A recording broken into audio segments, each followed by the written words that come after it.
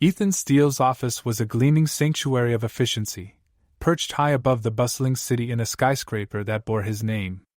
The walls were lined with awards and patents, each one a testament to his relentless ambition. Yet, despite the noise of success, the room felt eerily quiet most days. Ethan liked it that way.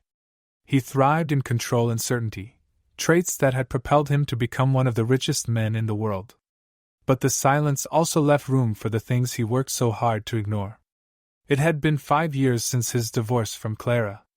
Time hadn't dulled the memory of their final argument, the words they'd thrown at each other sharp enough to leave invisible scars. Clara had accused him of choosing his career over her, of being so consumed with building an empire that he neglected their marriage. She wasn't wrong, but admitting that then would have felt like a defeat Ethan wasn't ready to accept. He hadn't spoken to her since the ink dried on the divorce papers. That evening, as he sifted through emails and glanced at quarterly reports, his phone buzzed. Ethan reached for it absently, expecting another message from his assistant, or a late-night business update. Instead, he found a text from a name he hadn't seen on his screen in years, Clara. "Can you send some money? I need to buy diapers." Ethan blinked, rereading the message. Diapers? His mind stumbled over the word, incongruous with everything he remembered about their childless marriage. He frowned, wondering if the message had been sent to him by mistake. He typed back cautiously. "Clara, is this meant for me?" For a long moment, there was no response. Ethan leaned back in his chair, his curiosity warring with the impulse to delete the message and move on. It wasn't his problem anymore, he reminded himself. Whatever Clara needed diapers for, it had nothing to do with him. But he didn't delete the message. 15 minutes later, his phone buzzed again. "Sorry. That wasn't meant for you." The curt reply should have been the end of it. Ethan tried to convince himself it was. Yet something in the message, in its brevity and its tone, felt off. Clara wasn't the type to reach out without reason, even by mistake. And diapers? The word clung to his thoughts, stirring an unease he couldn't name. Before he could stop himself, he dialed her number. The call connected, and he heard her voice for the first time in years. "Hello? Clara," he said, the name unfamiliar on his tongue after so long. "It's Ethan." A pause. He could almost picture her, caught off guard, her brows furrowed the way they used to when something confused her. "I said the message wasn't meant for you," she said, her tone guarded. "I know. But it's unusual, don't you think? After all this time, getting a message like that." She sighed, the sound tinged with frustration. "It was a mistake, Ethan. Let's leave it at that. I just want to make sure you're okay." The words came out softer than he intended, and he regretted them immediately. "I'm fine," she said quickly, almost too quickly. "There's no need to check on me." The line went quiet, the weight of unspoken words pressing between them. Then she added, "Goodbye, Ethan," and hung up. He stared at the phone in his hand, her abruptness ringing louder than her words. Something wasn't right. Clara had always been fiercely independent, but there was a strain in her voice he couldn't ignore. Ethan's mind began to wander down paths he hadn't explored in years. What had her life been like since the divorce? Was she struggling? He didn't know where she lived or what she did now, though the name of the non-profit she'd worked at during their marriage surfaced in his memory. Pushing the thought aside, he told himself to let it go. Yet the gnawing curiosity only grew stronger. Against his better judgment, Ethan buzzed his assistant. "Find out what Clara Steele is up to these days," he said, his tone brisk to mask his unease. Discreetly. The next day, the report landed on his desk. Clara was still in the city, working as the director of a small nonprofit focused on early childhood education. She lived in a modest townhouse on the outskirts of town, far removed from the luxury they'd once shared. Ethan scanned the information, his chest tightening as he absorbed the details. She wasn't struggling exactly, but her life was a far cry from the one he'd imagined for her when they parted ways. He set the report down and stared out the window. The city sprawled beneath him, a kingdom he had built brick by brick, yet it felt hollow in that moment. He thought of Clara, of the look on her face the day she'd packed her bags and walked out of their penthouse. He told himself then that she'd be better off without him, that she deserved a simpler, quieter life. Now, he wasn't so sure. The thought of Diapers circled back to him, stubborn and insistent. It didn't add up. Clara had never wanted children, or at least, she hadn't with him. He'd been too consumed with work to consider it, and they'd agreed early on that starting a family wasn't in the cards. So why now? Ethan picked up his phone and stared at her number. He could reach out again, push for answers she clearly didn't want to give. Or he could let it go, respect the boundaries she'd set. But letting go wasn't in his nature. Instead, he made a decision. If Clara wouldn't tell him the truth, he would find it himself. Ethan hadn't been able to let the idea go. The image of Clara, independent and determined, buying diapers, gnawed at him. Every time he tried to push it aside, another question surfaced. Who was the child? What was her life like now? The answer came faster than he anticipated. His assistant returned with a simple update. Clara had a 2-year-old son named Leo. The words lingered on the page as Ethan read them over and over. Leo. The revelation hit him like a punch to the gut. He sat back in his chair, the carefully curated world around him feeling suddenly unstable. Clara had a child. It wasn't impossible. 5 years had passed since their divorce. But still, he couldn't ignore the thought scratching at the edges of his mind. Was it possible that Leo was his? He tried to dismiss the idea. It didn't make sense. If Clara had been pregnant when they divorced, surely she would have told him. She wouldn't have kept something like that a secret. Would she? Ethan shook his head, frustrated. Their marriage had been rocky, sure, but it hadn't been entirely devoid of trust.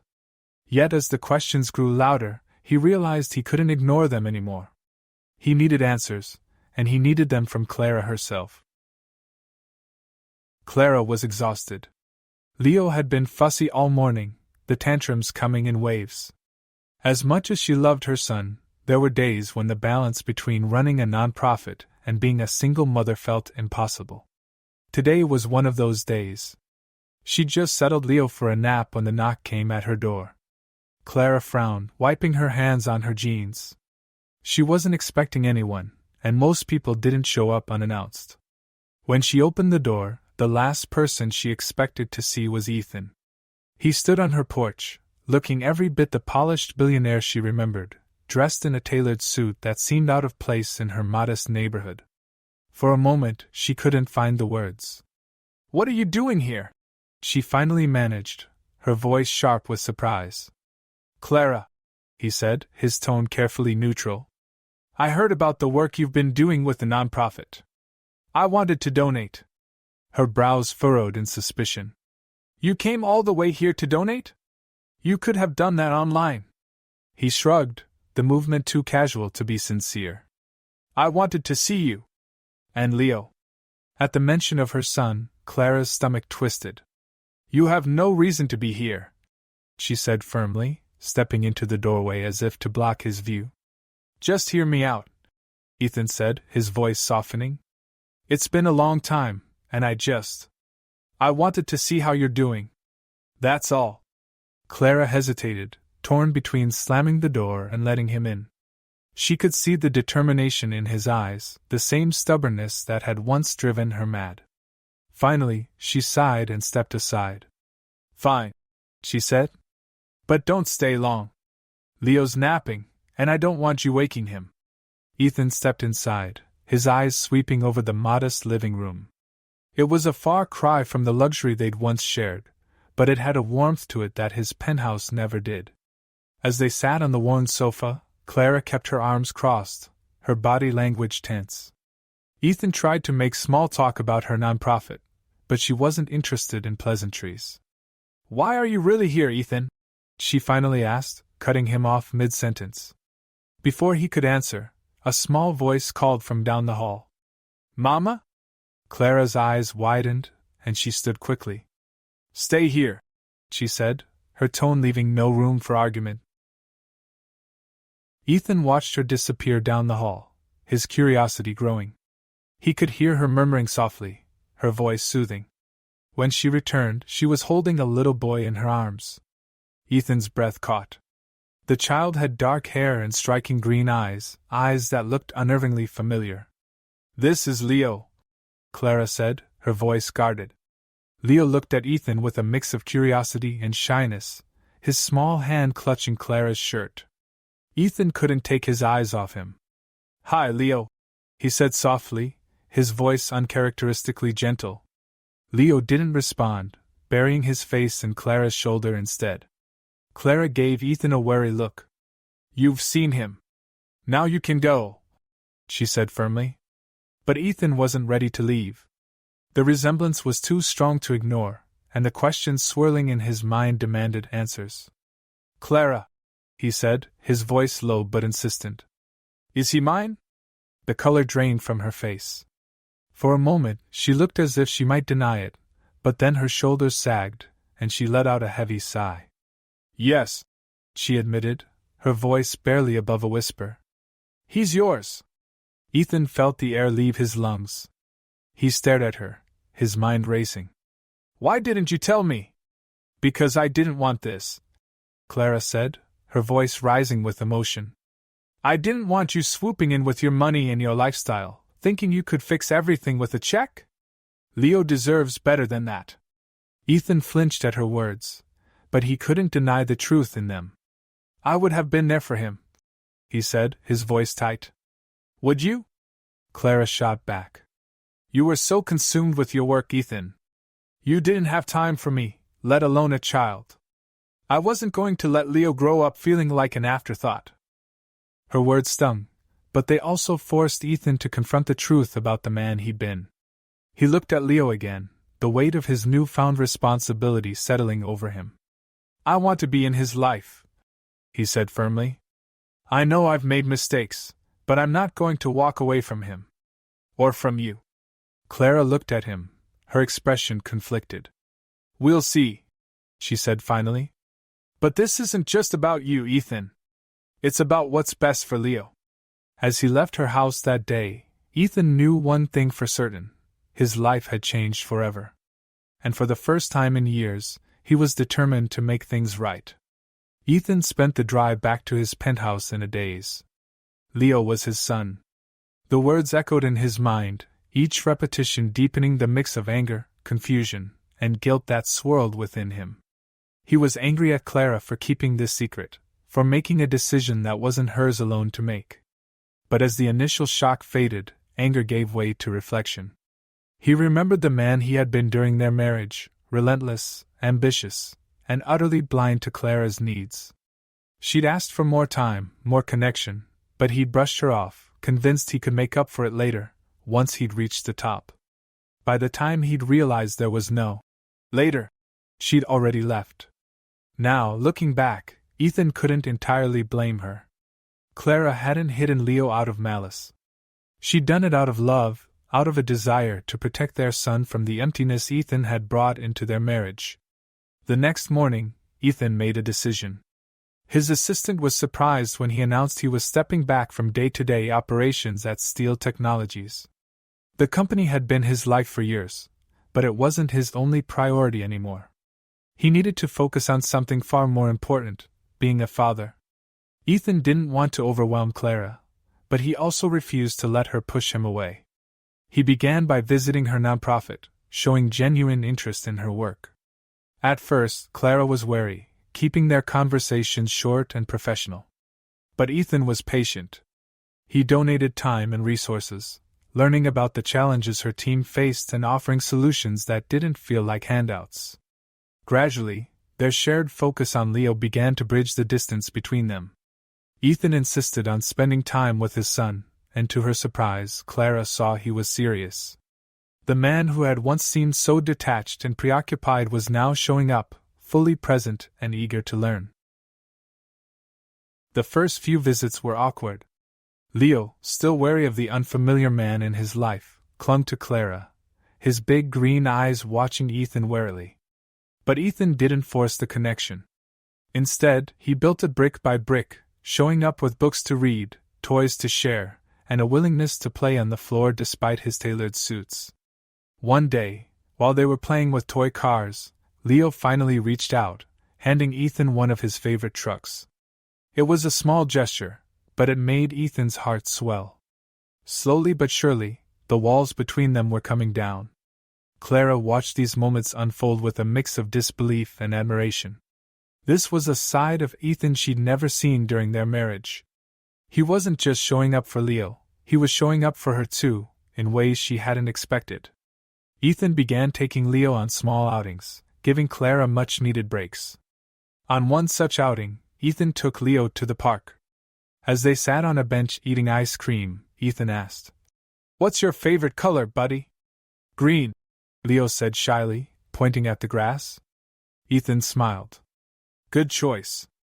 You know, when I was your age, I used to think green was magic. Like it could make anything grow." Leo's eyes widened. "Magic?" "Yep," Ethan said, leaning closer as if sharing a secret. "Maybe we'll plant something together one day. What do you think?"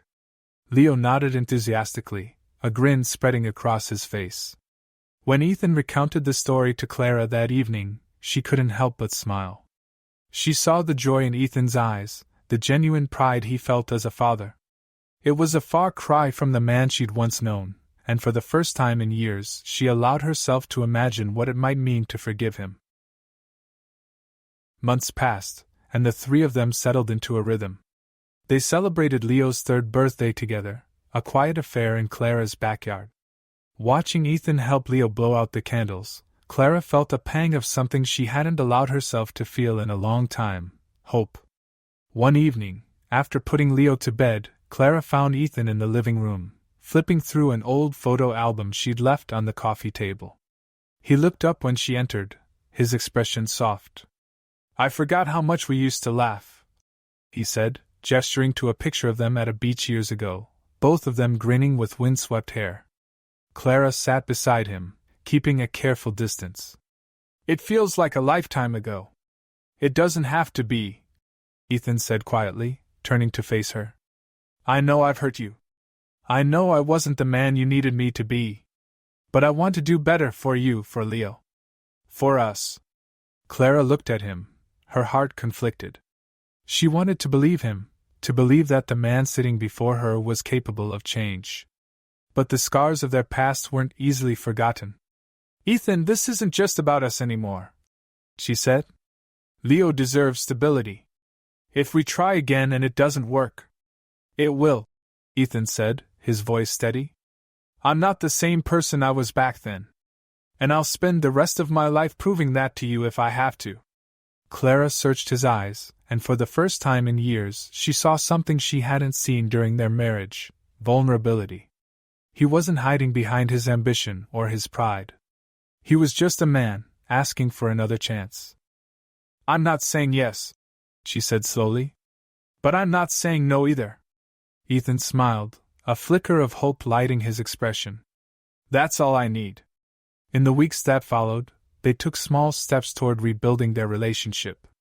They didn't rush or make grand declarations. Instead, they focused on the little things: sharing meals, taking Leo to the park, and finding joy in the quiet moments of family life.